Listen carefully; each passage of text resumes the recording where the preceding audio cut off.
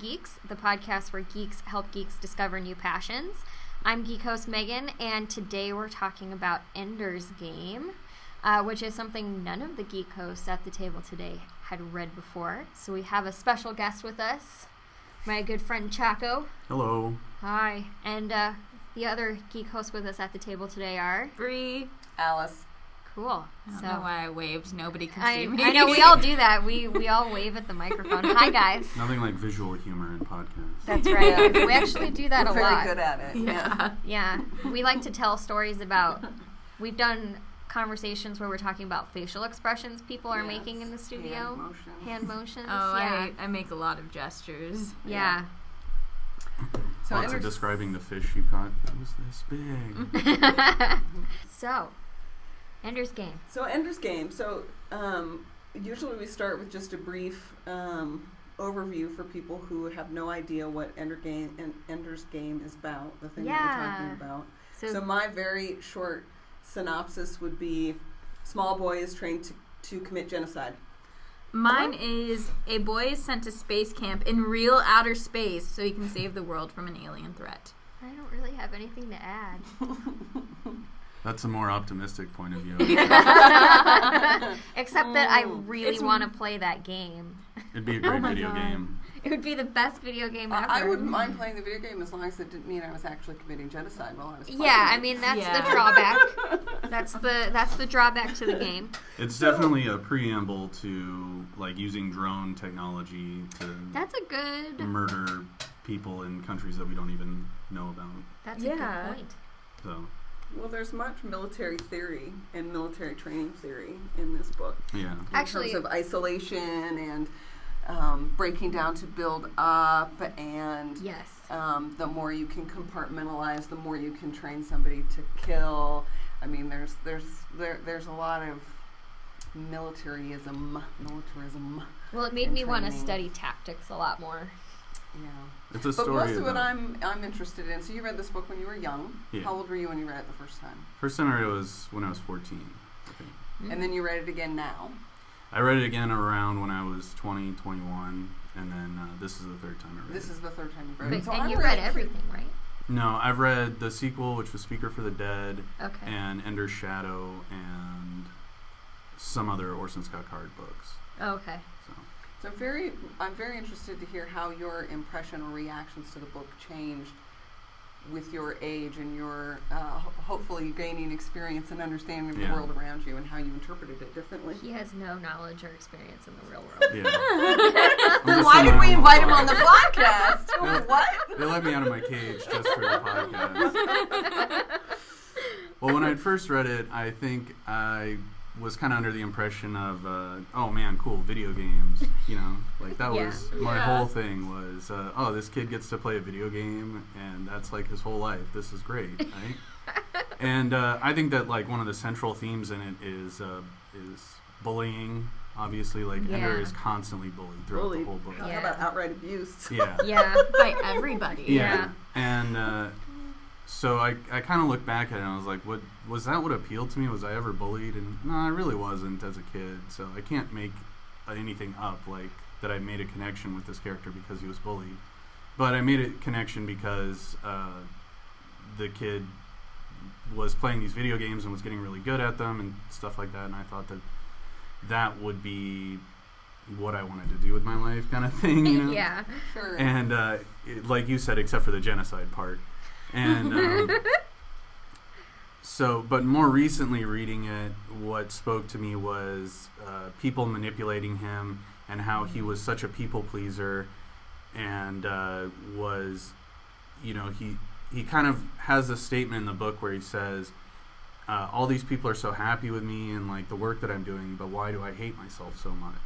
Yeah. And so that's kind of what spoke to me the most message-wise in terms of the book. That's interesting because there's that moment when they use Valentine as a tool against him, and her pitch to him is, but you'll be famous. People will remember who you are. Yeah. You will be the hero of the universe. That sounds terrible. He soldiers on. Yeah. You know, and to me that's Ender actually owning it and being accepting, much like Peter and Valentine and all of these, remarkably genius children, sort of, in the end, love the power that they gain through their genius and actually pursue it quite readily.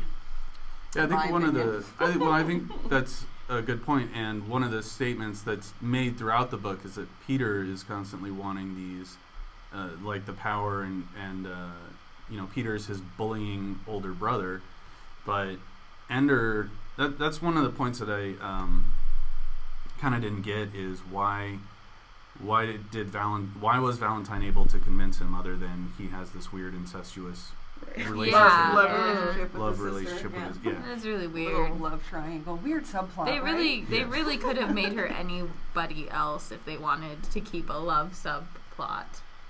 But the thing is that he starts at 6 years old. That's true. Too. Yeah. Right. Well, in their relationship, you can kind of see how that would have developed because they were so tortured by Peter. Like, they kind of developed that relationship as a coping mechanism. Like a flowers in the attic relationship. Yes. Yeah, very much so. That's just creepy. Yeah. Well, and he develops that relationship later in the same way with, who is it? Asai, I believe is his name. Yeah. Like Ollie? Yeah. Ollie. Yeah. The one who I knew it started with an A. Yeah. Yeah, Yes. and he kisses him, and he's like, oh man, this guy's my best friend. Yeah. But I think that it was actually like, oh man, this guy is not bullying me, so I'm going to attach to him and love him. Yeah. And that relationship got a little weird too. Yeah. All of the relationships got really weird. Yeah. Well, the way they're screwing around with those children, are you surprised? No. Yeah, well, so for me, the short story, which actually I'd be curious to read the short story, because I think from a story structure perspective, the story actually does go on too long, and it kind of falls apart at the end. So I'd like to read it as a short story to see if the storytelling is tighter. But the short story came out in 1977, so I would have been 11. And at that point, although I was reading science fiction, it came out in like a collection of like Analog magazine or something like that. And I certainly would not have been that cool to have been picking up and reading that kind of stuff. And then the book came out in 1985, which would have been a year after I graduated from high school. And at that point, I'd sort of moved on to other things. And it really does kind of read as a YA book to me. And so I doubt I would have picked it. I would have picked it up at that time. So I think that's why I never read it. But I mean, I think Orson Scott Card is God, that's hard to get out. Card, let's just call him Card, is good at his craft. I mean, I think he's a good writer. It's for the most part, except at the end, well paced. I think for the most part, he draws his characters well. There's definitely some literary tools that I got a little tired of. One of them being, especially because he's setting these kids up as being, like he's setting Ender up especially as being the innocent killer, right? He's not to blame for the actions he's taking. He's a product of what's been done to him. And kind of the same thing with Peter and Valentine to a certain extent. But there's so many sentences where Valentine was so disturbed by Peter's blah, blah, blah. But, however, she really started to believe that maybe she did like it. There are so many flip-flops. Yeah. In sentences that midsection say but, however, also, alas, whatever, that I really got tired of that after a while. I actually really didn't like the pacing of the adult scenes. I felt like they were very just thrown in there. I didn't like how he changed tone during the adult scenes because he went from semi-omniscient to just observer. Do you mean the parts where it's like Graff and Anderson talking? Yeah, and it was really confusing to me.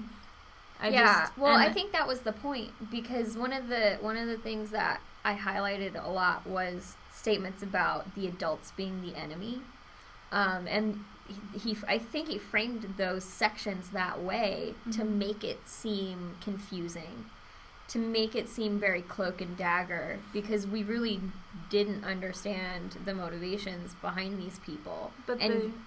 Sorry, but there were so many parts where Ender was like, I think this is what they're doing. Yeah. And all those sections did was kind of confirm it.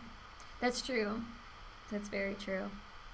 I definitely think it's a book where the story is very spelled out in front of you. Like, he doesn't try to doesn't hold anything back except for other subplots that he has. Mm-hmm. Did you guys read the intro? I had an intro in my version of the book. I think I actually skipped it so it wouldn't spoil anything. I tend not to read any forewords or other information until I'm done, so I can have a clean impression myself without having read anyone else's analysis first. Because the intro was written by Orson Scott Card, at least the one that was on my version of the book, and he was talking about his writing style, where he's like, this is written very straightforward, very clearly, and that was my goal, was to write it very straightforward. And he was saying how he gets complaints from people about it not being straightforward enough. And I'm like, I'm not really sure. It's all laid out there for you. Yeah. You want to read an instruction manual? Like, not really sure how much more clear the writing style could have been. And that style of writing can be construed as good or bad, because you want, I mean, in my opinion, you want the reader to draw their own conclusions. Yeah. But he's very much guiding the reader towards these conclusions. Like you said, that Ender is the innocent product of his environment and things like that. I think that where it becomes difficult is when he tries to use things as a metaphor, like the giant killing game. Yeah. When he kills the giant in the game, right? Like, that is maybe this whole metaphor, maybe it's not. I have no idea what to draw from that. Does anyone, I think he didn't even know why he put that in the book, because nobody understood why that was even in the game. Well, so here's my theory. Because the as you pointed out during the card, because we were talking about the podcast before we were supposed to be, the ending almost reads more like an epilogue than an ending. It does. Right? Yeah. And so I almost envision them being like, okay, well, we think this is going to be really popular, so we need to set up a sequel. So let's, do this afterward, so we can set up, the Speaker of the Dead or whatever, some sort of, let's have the alien come back in the end so we can have our sequel. And there's that whole thing where he's talking about all of the dreams that the computer, which is pulling from him to create the game for him, and that whole thing about the buggers using that technology, somebody help me, the arid, the way they all communicate. Animus, right? Yeah. And so they've been feeding him information or being able to read his mind, which then he's feedback, and then he's feeding it into the computer. Right. It's almost like, okay, well, now we're going to set up this end. Oh, well, let's sort of foreshadow it halfway through the book with this other game. Yeah. But I don't know. There are parts of it where the morality of it is hits you in the face, and it is clear what he is trying to say. And then other times you're like, what? Yeah. Yeah. I don't get it anymore. What side is he on? I'm confused. See, I think that the ending is really necessary, not just because of, it's set up for the sequel. I see what you're saying with, give him the alien, and then it's this whole other story you can write. But it's also important because that's the first time that he's put face-to-face with these consequences. Yeah. The buggers are obviously another set of bullies to the human race, right? And the previous two bullies that he encountered, he killed and didn't know about it. He has the shower scene with the one guy, and it's just as weird as you... Yeah, that sounds weird. Listen to me well, Mr. Card. It's just as homoerotic as you would think it would be. Yes. Yeah. And he kicks him in the crotch until the kid dies, and... Yeah. And he's all slippery with soap all over his wet, slippery, naked body. There's a lot of nudity in this book. Yeah. Boy nudity. Boy nudity. And there are a couple girls. Your face when you say that. Well, I thought it was interesting because what army was he in where there was the one girl? Salamander. Yeah, when he was in Salamander Army, they made her stay dressed. She wasn't allowed to walk around naked. And I think the leader didn't want boys walking around her naked either. Yeah, which was really There's a statement right in the beginning of the book, too, where it says there's not many girls at battle school because they haven't evolved enough or something. Yeah, it was something it's too many years of evolution are working against women or something like that. I'm like, they're children. What does that mean, Orson Scott Card? You slap a dick on that woman and she's a killer. Yeah. But back to your point, because I think you're making a good point, and whether or not showing the humanity and the flip side, right? Because the whole book feels like, to me, almost like a masturbatory military fantasy. You know, the whole middle section of the book is all about battle school and tactics and which is my all favorite of that part. kind I of stuff. loved that. And then at the end, you know, and then we have the big, he's committed genocide, and then we have this big thing at the end where it's humanity takes over and he feels horrible and, you know, all of this. So it gives this moment, it gives him back humanity, so to speak, to go forward. And I think it's an important point that you make. But for me, there's instances, it's Markham at some point. I can't remember the exact scene, but they've, you know, Ender is doing the thing, you know, that, you know, it's all about the win. And in this case, the win is the kill, right? So it's all about the kill. And we should do these things because it guarantees us victory. Markham says, but the buggers never attacked our citizens or whatever. Oh, yeah. Right? And this is essentially preemptive first strike. Right? They're not waiting to be invaded the third time. They're going to the source and killing everybody. Yeah. Right? And so I find that fascinating given the politics of the time when the book was written. A statement about, you know, it's best to just go in there and nip it in the bud. And that's interesting that you bring up, given the time that the book was written, because you know that the book was re-released with some editing in it in the 90s. Oh, I didn't know that, actually. Really? Yeah, it was, so in, I think, 91, they re-released the book because every time that they say Warsaw Pact, it was originally Soviet Union. Oh, really? And that makes the book entirely 180 to me. Mm-hmm. And I kind of am upset that they changed all that stuff, because I didn't know about that until I was just researching about the book, because that changes, you know, the whole time I'm reading it, I'm context. like, Yeah. And they're talking about the fall of the Warsaw Pact, and it just doesn't apply the same way that it applies to like the fall of the Soviet Union. The Soviet Union, right. Yeah, that's really That's interesting. Yeah. Very interesting. I think I probably would have liked it a little bit more if they had kept it that way. Yeah. Because it would have made me be like, oh, this is closer to this is closer in history than I believed. Yeah. Interesting. So you guys both liked the midsection of the book the best, with all of the battle training and all of that kind of stuff. Yeah. How about you, Chako? Section-wise, like, what was the thing about the book that... You know, I think I'd agree that the battle part, looking back, is my favorite part with the battle school.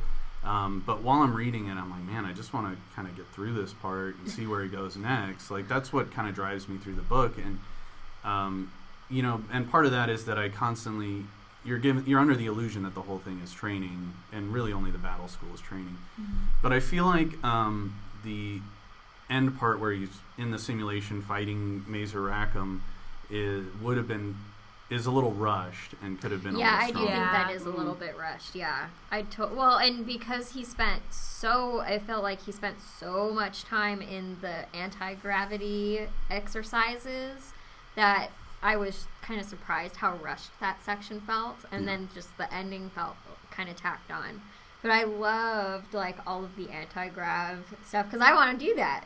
Yeah. I want to, like, go play in anti-gravity. I have no idea how they're going to do that in the movie, by the way. I loved the tactics of it. I love that he kept finding new tactics to win, and I liked reading about that. But it also made me really frustrated. I felt frustrated with him. It was where I most connected with the character. I totally agree, because the way he enters, like, the non-gravity areas, and he's like, all right, I'll just do whatever I want in here because there's no gravity, and up can be down and down can be up, and he just knows how to think about it. And none of these supposedly genius kids come in and have thought of that before. Yeah. I found that a little bit hard to believe. Well, so this is one of the things, because I've been saying all along, I think I would have liked the book a heck of a lot better if I had read it when I was younger. Mm-hmm. Right? Because I think any smart kid would love to be the smart kid in Ender. I'm the smart kid who can save the world. I'm the smart kid who can join on the nets and write as a philosopher and take over the world. You know, I'm that smart kid. There's someone out there doing that right now. Right. So I haven't read Shadow of the Hegemon, which is the book. Sorry to interrupt, but it's just about Peter and Valentine a little bit, and it's about how they go on the nets and take over and stuff like that. And I haven't read that, but I'd like to imagine that he's just like a YouTube commenter. Yeah, exactly. He's just going on things and being like, first, and everyone's like, oh, Locke is so badass. He keeps saying first all the time.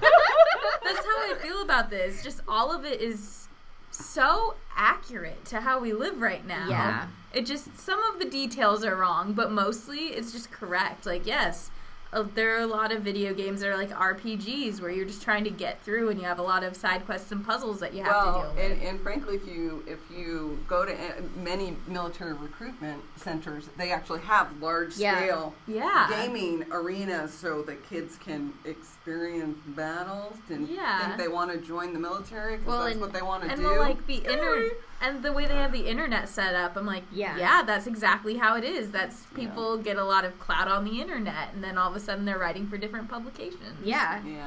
When you think about the technology that Card was writing about at that time was bulletin board systems. Yeah. And to extrapolate. Right. Yeah. And to kind of go off and take it into this forum world, you know. And he definitely... He guessed right at some technology, and some of it is like now we can look at it and be like, oh, that's so silly, you know. But for the most part, I think he guessed pretty right at technology. I would agree for sure. Did you guys like the little side characters that he battled with? I mean, for sure, those are that you segued perfectly because I was about to ask the favorite character question. Good job. I'm so good at this. I did. I almost found some of the smaller characters more interesting. Like I thought Bean was an interesting. I was gonna say I love Bean. Yeah, I thought Bean was an interesting mirror, shall we say, for Ender. Well, the women again were weak. It just kills me all the time. That's pretty disappointing. What women were in it besides? I mean, Valentine it's and Valentine, Petra. Patron's mom, basically. And that's it. And his mom is useless. Yeah, she's completely useless. Both of his parents are useless. But yeah, for sure. He has a lot of hatred for his dad. You can kind of see in certain parts of the book. Yeah, that's just Valentine. Yeah, I don't see why ever, other than maybe he's just non-existent. It's like the father figure where there's like, Bush was such a great president, he should have served for 12 years. And they're just like, Dad, what are you saying? No. Well, I guess they do. He does read Demosthenes, or whatever her name is, segment. He eats that up, so maybe that's why we're supposed to not like him. Yeah, and they're like... nowhere near as brainy. That's right. I kept thinking, it was like, how did these two parents have these three remarkably intelligent children? Yeah, they have to be like, Dad, that's not how the government works, and also, like, we disagree with some of your philosophy, so... Yeah. So it's funny that you guys love Bean so much because Ender's Shadow... That's what I was going to say. Isn't that from Bean's point of view? Yeah. Okay. And it's a really good book, except for any point when he's interacting with Ender, because it's the exact same story. It's just told from his point of view. So there's points in the story where Card had to repeat scenes from the other book to show it from Bean's point of view, and he'll have dialogue, and then it'll say, Bean didn't know why he said that. So like that's his kind of writing excuse for that. It just kind of didn't work in those parts, but the other parts of the book it worked really well. I think Bean was smarter than Ender, which was probably less easily manipulated. He probably would have been like, this isn't a video game, is it? I'm actually killing buggers, aren't I? Yeah. Like Ender was the perfect blend of naive and smart, and Bean probably just would have... He's definitely easily manipulated, I feel like.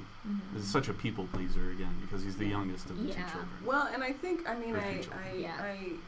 in all of them, they all use their intelligence, right? So why, toward the end of the book, like why Ender, or at least Gaff's explanation of why Ender was the perfect person like that is because to be good at war, you have to have a certain empathy and understanding of your enemy. And that was Ender's skill, is his empathy, which I think leads to being something of a people pleaser. And for Valentine, there's a point where they talk about it in the book, and I'm not going to remember what all of them are, but they say something like Valentine is good at interpreting how people feel. She can manipulate people because she can manipulate their emotions. And then Peter can manipulate something else, but he can manipulate their actions. Yeah. Which I thought was very interesting that they set it up that way for the three characters. Peter using the manipulation of fear. Yeah, he can manipulate their fear. Fear is a really big theme. Actually, a lot of the things I highlighted were about fear. What was I gonna say? Oh yeah, I thought it was a little convenient, the very end with Ender playing the game. And what is the older gentleman's name? Mazer Rackham? Yeah. So he has the wise old samurai come and teach him. Which I was Isn't like, that so silly that he's like a sensei? It is, yes. It's been kept alive for 50 years. Whatever. Like, come on. Yeah. You know Really? it's going to be in the movie, right? It's Ben Kingsley, isn't it? Yeah. Obviously. 'Cause Yeah, who we else looked would up it the be? cast list the other day. But They should have gone with like the guy with the beard from Kill Bill. yeah, that's actually that's who I was thinking Yeah, of that's the who whole I time I was pictured. reading. If Yeah, it would be a samurai, that would be... it would be slightly different. Yeah.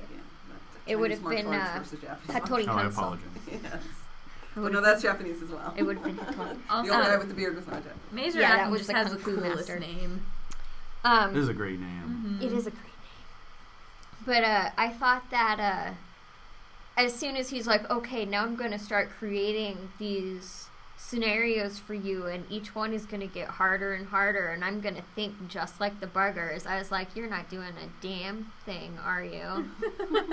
Like, as soon as he said that, I knew what was going on. Yeah. I wish that wouldn't have been so predictable. I just looked at how close I was to the end of the book and was like, no. That's a good point, too. So again, one of the big themes in this book is I also does want the to play that ends- game. Does the end justify the means, right? Yeah. Big, huge. And so for me, having just done Watchmen, right? Oh, yeah. Ozymandias, what does he do? He creates an alien invasion to bond the Earth together. Mm-hmm. And what happens in this book? He defeats the alien invasion, and what happens is the Earth all starts fighting with each other. Yeah. again. I was like, Well, they were going to start fighting anyway. Like, they were, like, Locked poised. and loaded. Because Yeah. the Warsaw Pact fell. Yes. I mean the Soviet Union. That's That's right. okay. I mean the Warsaw. Which makes so much more sense, It too. would. It makes way more sense. Yeah. I can't get over they changed that. Yeah. Thank you for telling us about that. Um, Yeah, I want to play Which is that why I game. find that interesting that it's I think it's Gaff who says something about the egg. I'm not gonna be able to say it right. Here, help me, Bree. The exigencies. Of I'd war, probably say right? Meaning that the situation called for it. But again, they weren't under immediate alien threat. weren't. They were going out to make. They were the first- aggressors. They Preemptive were aggressors. strike. Preemptive strike. Thank you very much. Yeah. And so this whole concept of the ends justifying the means, in terms of then the ends justifying the means isn't us giving ourselves an ability to defend ourselves. It's us giving ourselves the ability to commit genocide. Yeah.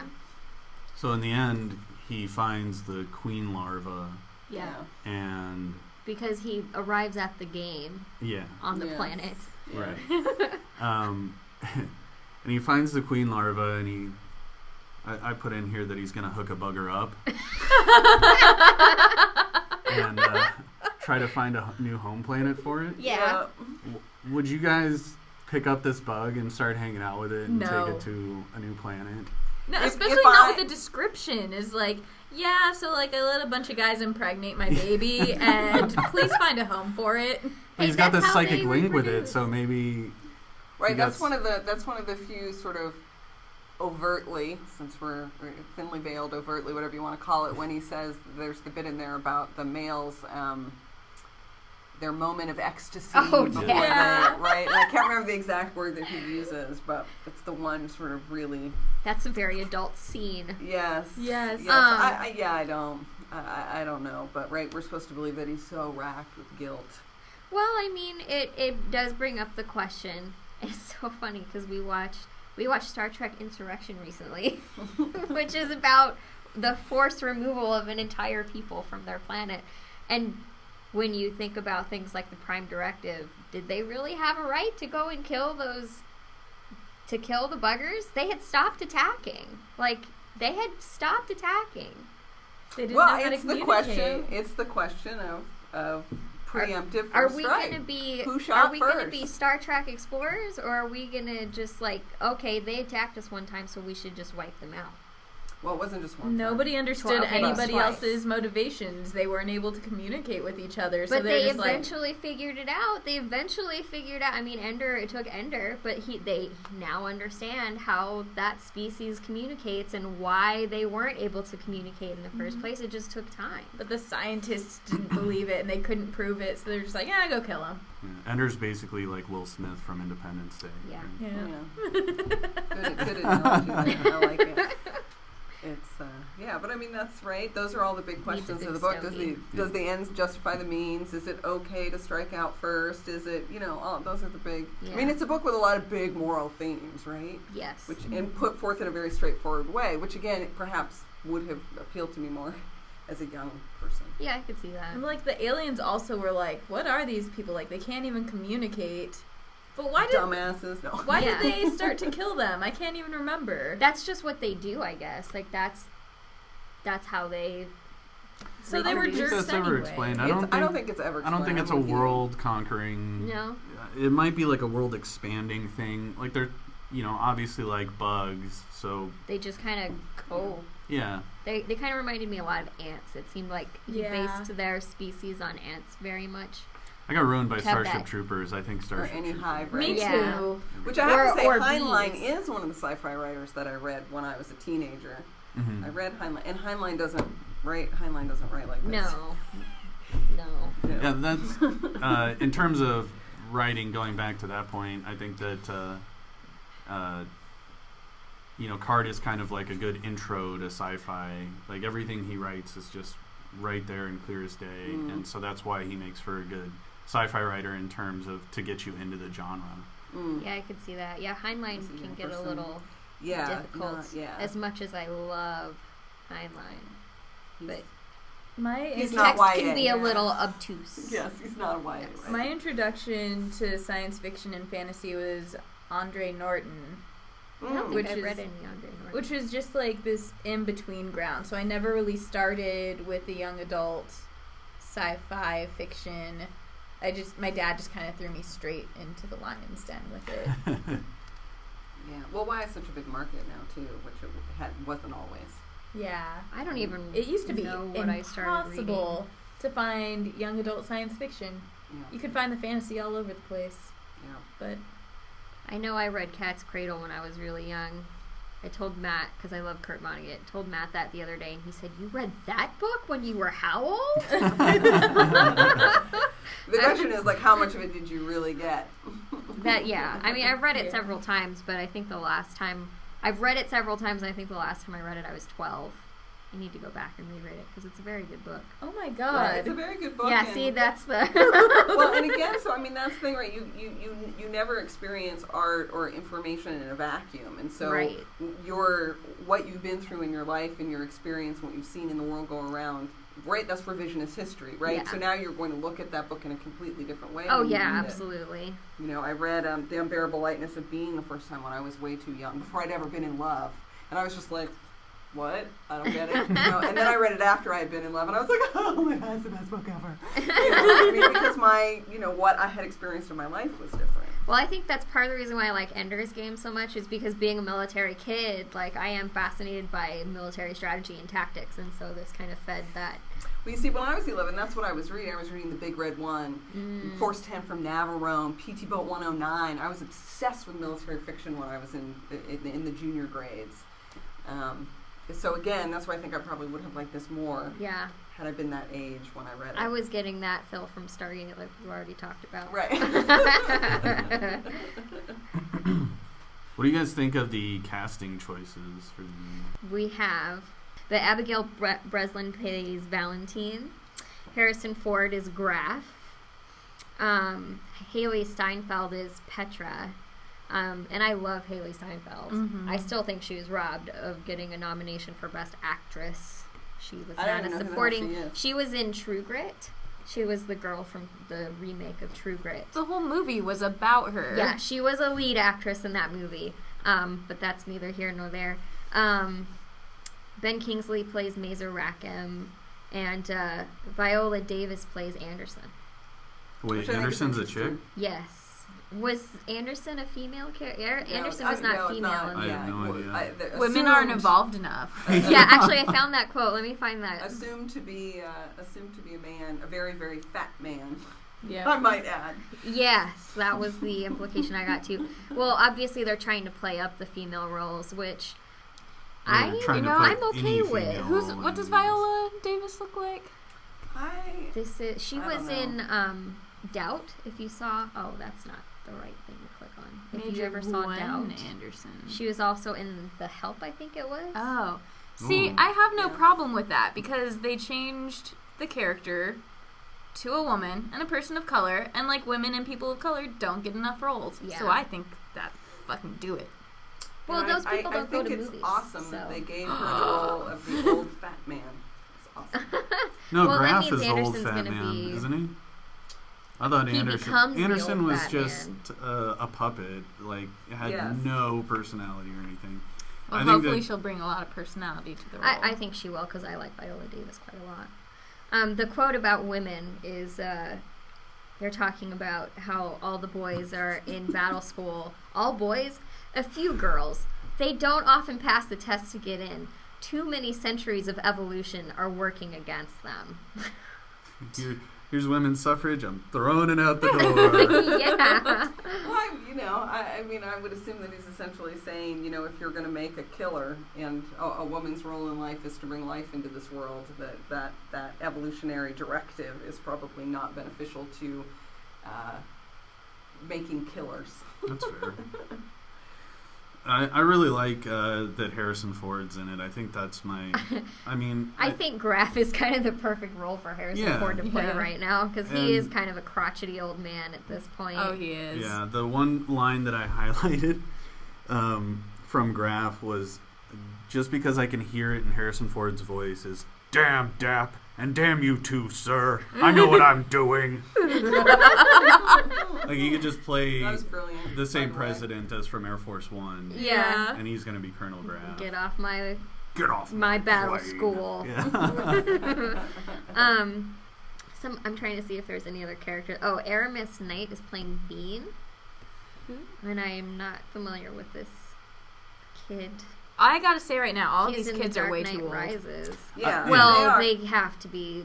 Hollywood would explode if they actually put 6-year-old children in this movie. Well, to be honest, kids are crappy actors too. That's true. You need someone that's going to be good. Hollywood explodes. That's one of the interesting things about the book, I think, is that youth, right? And when you're reading a book, which I know we've talked about before on the podcast, you're creating what everything looks like, and you're dealing with whatever that imagery might present to you. When you see it, that's a completely different experience, and having a bunch of, having a 6-year-old boy kill 2 other kids on screen, that's just not something that people are willing to do. I really hope that shower scene's tasteful. Yeah. I think that scene will be relocated. Yeah. His writing of children also made me feel like he didn't have a very good understanding of the ages he was writing.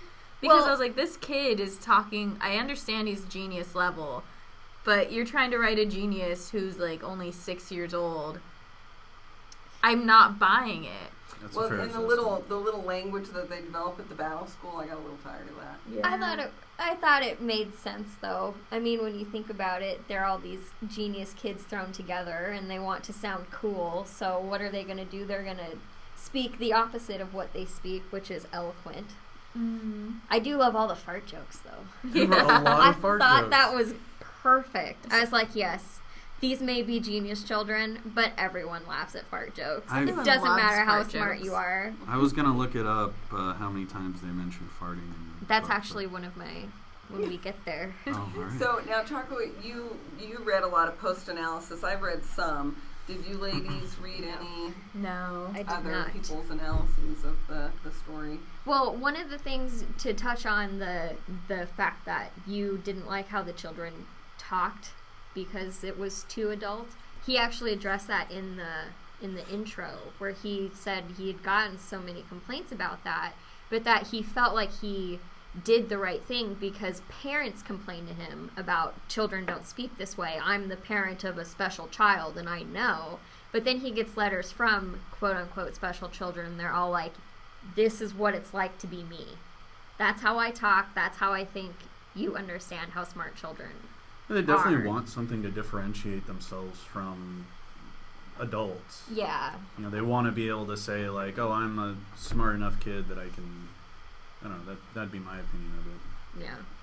So I don't know. It's kind of hard to, having been an average person my entire life, you know, I'm intelligent, but I'm not a genius by any stretch of the imagination. Well, let me spell it out for you. T-H-E, right? Yes. Or I-T. That's how you spell it. Mm-hmm. I-T. Thanks, Chako. You got it there eventually. You made Okay. it. Took me a while. Yeah, what was the post-analysis that you'd read? Yeah. Well, there were many of them. I thought it fascinating how many there were. So there was one that really talked about the abuse and was really more of a psychological analysis of you know, that question of does the end justify the means, and really what is Ender's behavior stemming from, and it's really from the abuse versus than any intelligence or whatever. There was one really where they actually take Ender's character through the entire series of Ender's and compares the parallels with Hitler's life, which I found fascinating. Totally going to bring that up. That was hilarious. It's fascinating, right? The one about the homoeroticism that is so apparent, and then given Card's current very vocal political stance in that direction, you know, and some interest there. There was one that talked about, you know, the geek fulfillment fantasy for smart kids, and I mean, there were a lot of really interesting. I mean, it's to Card's credit, I think, that what he wrote is morally clear enough. I'm not sure what the right word is, that it really hit a tone with many people who based on their own political positioning, moral stance, whatever it is, really responded strongly to it. What were some of the? I think I read the exact same stuff that you did. Yeah. Because I definitely read that article comparing it to Hitler, and I thought that was hilarious. Yeah. They, you know, bring so much of a connection that they're like, you know, Ender doesn't get married until he's 37. You know who else didn't get married until he was 37? Hitler. Oh my gosh, really? Like the article's written like that. Yeah. Where you're like, who was the third child in the family? Hitler. Yeah. Who was abused by his father and the other people around him? Hitler. Wow. I mean, they draw a lot of parallels that I thought were shocking. And there was one on the military aspect of it, and how much military theory is actually, you know, people have their troops read this book. Yes. In terms of talking about, and then trainers, you know, like if you want to train a leader, isolate them, do all of these things. I wouldn't have my troops read this book, then they'd know all my tactics. They're laid bare. Well, but if you're a smart person like Ender, you actually pass that down and have your juniors be independent thinkers and leaders in and of themselves. That makes sense. That's then. the moral of the Retracted. Retracted. That's what I'm trying to do with this podcast. You're gonna, what is it he says? I may have taught you all that I can't remember how it's worded, and it's worded so cleverly. I have taught you everything that you know, but not everything that I know. yeah. That's what he tells me. Yeah, I also saw that argument that it was made to appeal to people that had been bullied, so it's like this geek revenge porn. Right. It really kind of reads like that sometimes. It does. Okay. And I think that a lot of people feel that it's entirely that way because of how just kind of tacked on that ending was that we had talked about. Yeah. But I don't know. Like I said, I didn't get that when I first read it when I was a kid because I didn't care about that. Well, like, they kept him so innocent through it, too. There's like, oh, don't show him the body. He can't know that he killed people. We have to keep him fresh so that he can kill, like, millions of people. That's So a that he can weight commit that genocide. traumatizes me. Yeah, exactly. Yep. I mean, you know, as much as I didn't, easy conversation, right? We've had a lot to talk about. Yeah. In it, I do think that it has a place in the canon of, you know, must-read science fiction. You know, I mean, I think he deserves a place. So I would suggest to people if science fiction is your area to take it a read and form your own opinion of it. Yeah. Well, I'm certainly interested to check out the movie. Oh, definitely. I just really can't wait to see how they handle certain aspects of the film, and like we already said, it'd be kind of nice to see Harrison Ford in his sci-fi again. That's not involving cowboys. Also, not that Cowboys and Aliens was a bad movie, but I enjoyed it. It was pretty hilarious. Yeah, that was fun. I'm curious to know, because you've read it, I'm curious to know what Speaker of the Dead is about, because what I imagine it is about is essentially Ender becoming a prophet. Yeah. I read it about 10 years ago, so it's pretty fuzzy, but it takes place, Ender's in his 30s or 40s, and he goes to another planet to perform these funeral rites. It's called Speaking for the Dead. And he's still trying to find a planet to put the Bugger Queen on. 20 years later, huh? Yeah, he still hasn't found the right spot. Okay. And then there's piggies in that one, I think they're called, which That's are like pig people. Race. Yeah. Okay. And do they have tails? I think so. All right. I am sold. Like I said, I don't remember that book very well because I didn't like it nearly as much. But I'm pretty sure it had kind of something to do with like prophet spreading religion to kind of as a metaphor to like. So he American goes on Indians. his Mormon mission. Yeah, exactly. Gotcha. And so I started reading about Card for this research because I hadn't read about him in a while, and I'd met him about 5 years ago at Comic-Con, and he was like super sweet guy, like one of the nicest That was the writers. impression I got from his intro. He seems like a really interesting person. Yeah, he really cares about his fans and like creating a good relationship and stuff like that. And then I start reading these articles that are like, boycott this movie because Card hates gay people and he's neoconservative and blah blah blah. And then I start, and I'm like, you know what? These are probably taken out of context. And blah. He was such a nice guy, right? And then I went to his website and actually read some of the stuff he's written. It's pretty vile. He is not so. Really? Yeah, way out there. Oh, I'm so mad that I spent money on this now.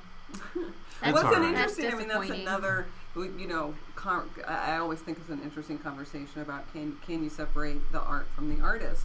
Because I think in many ways you can't, because what somebody creates is very much a product of who they are and their own experiences. I would be curious to know if he wrote the book today, whether he would write it in the same way. Right? I don't think so, because the book really speaks to like how warmongering like creates this genocide, right? So it has a very different message than what he's touting, I think. And so far as you go to say separating the art from the artist, I mean, I'm gonna go see Machete, even though it's got Mel Gibson in it.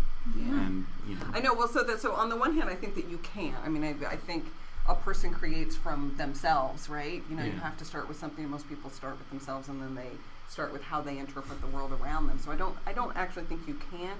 Can I watch something, read something, consume something by somebody who I find vile? I can. I would go, Mel Gibson. But I could, although I won't probably go see Machete. I can, you wouldn't be able to ever see a Pablo Picasso painting, for example, or, there'd be so much stuff you couldn't consume if you. Yeah, you look at Bukowski and right? He's touted as a literary master, but he was a misogynist and a drunk. Yeah. Exactly. So I definitely can consume things by people who I feel like their personalities are not so awesome. Yeah. That is disappointing, though. Yeah, for sure. Just for sure. Don't go to his website and you'll be fine. Well, I mean, the other thing, too, is to hear, like, because Comic-Con is such a safe place for so many different, or it's supposed to be, right, a safe place for so many different kinds of people, that he's probably had truly good encounters with the very people that he's speaking against, which is kind of just disappointing. Yeah. So, do we have drinking game rules for this? Let's come up with some drinking game rules for this children's book. We can always count on for this young adult novel. For her drinking game rules. Okay. Hope it's fart jokes. That's I actually, didn't yeah. do that one. That was one of my rules, was that anytime there's a fart joke, you have to take a drink. Because I highlighted several fart jokes because I was like, this is how kids talk. It's awesome. Why don't you go away, you fart eater? Yeah, it's perfect. It's like you're a fart that's knocker. That's how we should have started the show. I'll save my Megan. farts. Ho, Alice. Ho, fart eaters. Ho, Chako. I'd be done recording this podcast. This hoe goes out to my hoes. All right, take it away, Bree. So You every got fart time, jokes. So fart jokes. Yeah. I have take a drink every time you realize someone was definitely killed, but their narrator decided to leave that bit out to build drama. Well, so you're gonna take a drink. you're gonna take Oh, you're yeah. just gonna chug a couple of tall boys for that one. Finishing your drink for dead characters is always encouraged at my house. Oh yeah. That's a lot of drinks at the end. You gotta Yeah, be ruthless. right? You're gonna be I drinking don't for the know if rest you of can your drink that life. much. Which, yes, I am going to be drinking for the rest of my life. It's a fact. Yeah. Ender's body count was only 2 until the end. Until the right? end. Yeah. Oh, man. Indeed. So mine would be about that for any of the three main characters. Anytime they seem to switch their point of view or their opinion within the same sentence. I think the character that's worst at that is Graf. Sorry to go off on a side that's note, all right. but I almost feel like it was Valentine. Graf Yeah, just- I feel like it's Valentine too, actually. Okay. Yeah. Well, she's not very evolved. Well, the problem... Well, yes. Because she is a woman. Well done, Bree. That was Exactly. well done. now if she would have had a penis, Well, to We've been on me, top of the things. problem with her is that she's like, Peter's totally manipulating me, and I'm fully aware of the fact that he's manipulating me. I'm just going to let him keep doing it because I can't stop him from manipulating me, even though I know he's manipulating me. And maybe he's actually manipulating me into what I want anyway. Exactly. It's like, Gross. that's maybe you just need to rapey. move out of the house. That right? is not.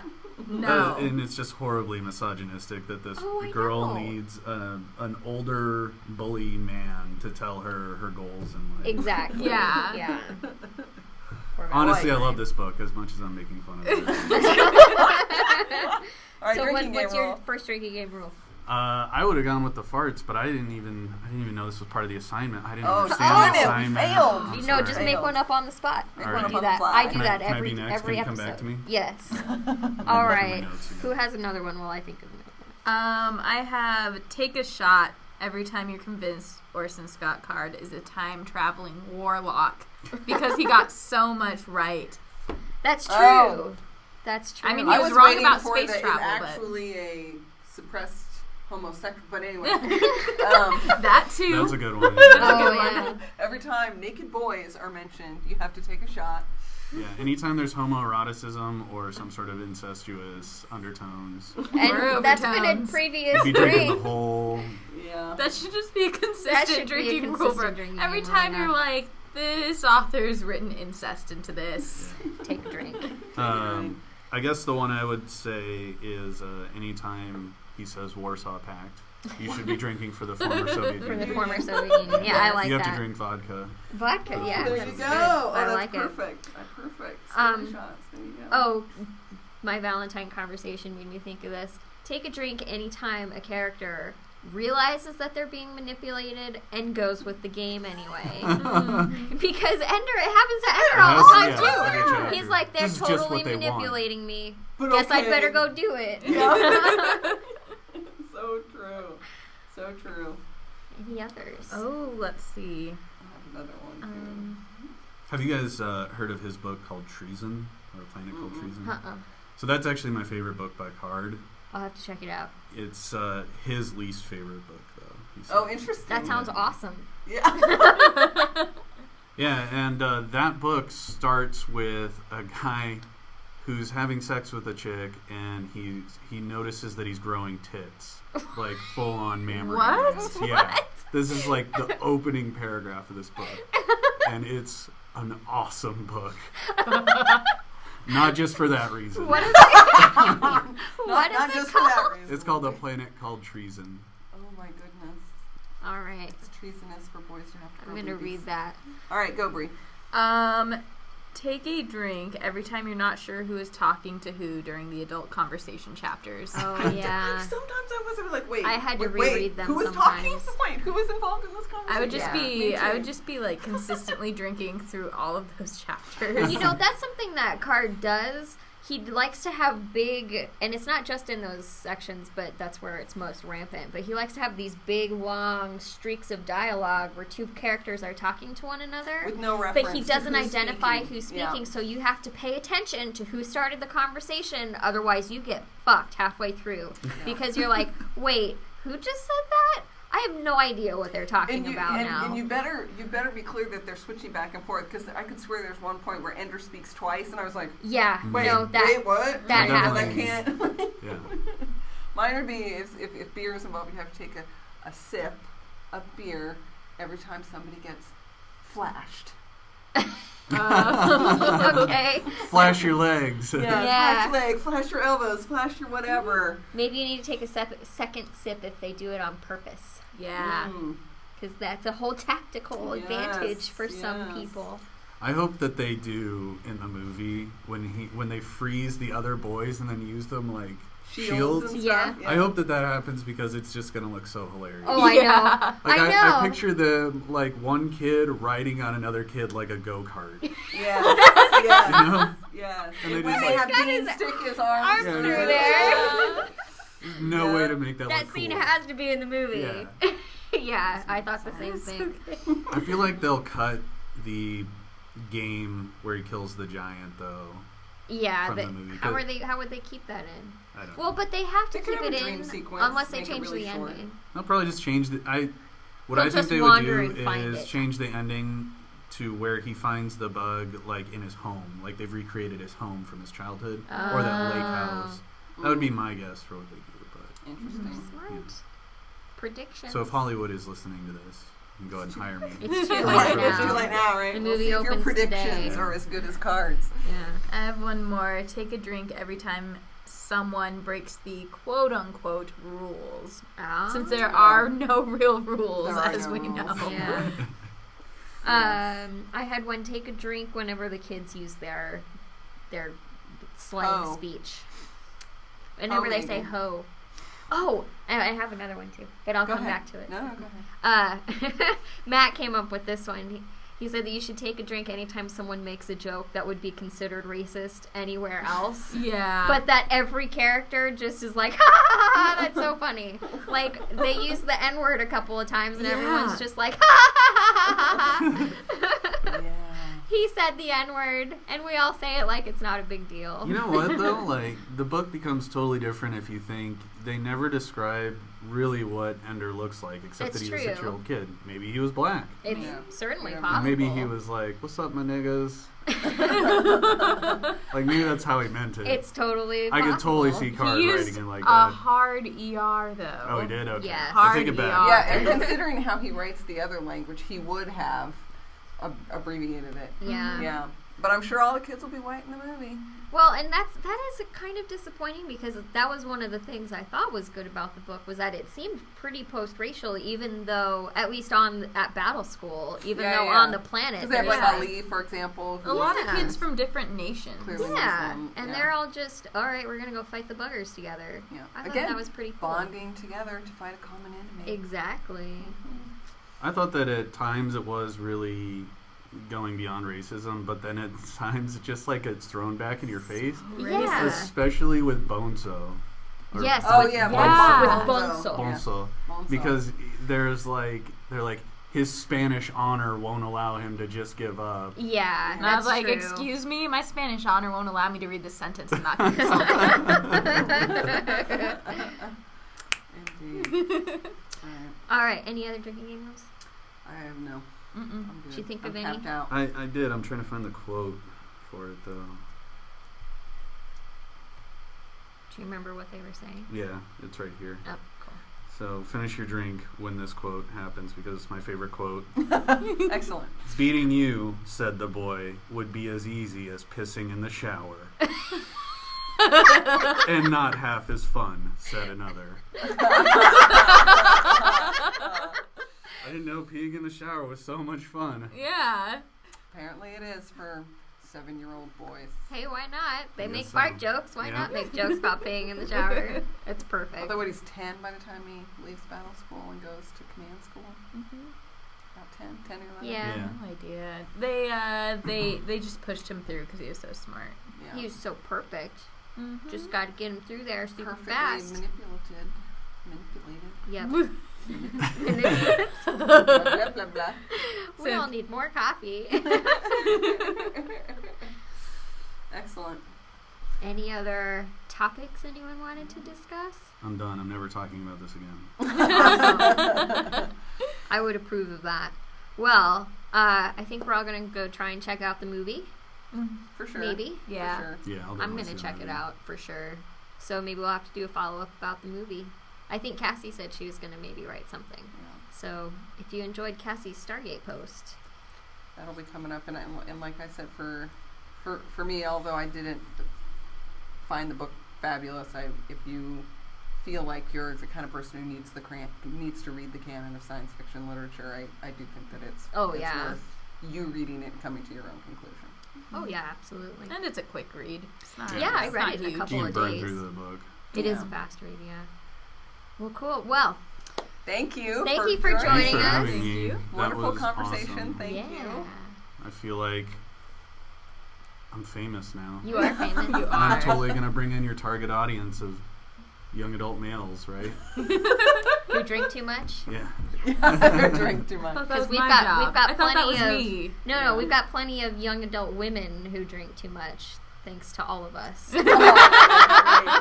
I totally got the vibe of like sitting around with a glass of wine, getting classy, and reading Oh, Ender's no. Game before Oh, bed. Whiskey. yeah. We're whiskey. We're drinkers. whiskey All right, drinkers. we're all Yeah. on the same page. Yeah. So now that it's 10:20 a.m., let's go drink some whiskey. Yeah. I am going straight to the bar from here.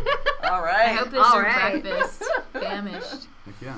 All right. Well, let's do our wrap up. So, thank you so much for listening. Don't forget that you can find Educating Geeks online. We're now at educatinggeeks.com.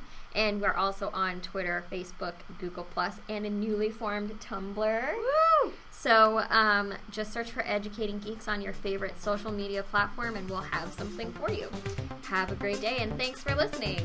Bye. Love you. Bye-bye.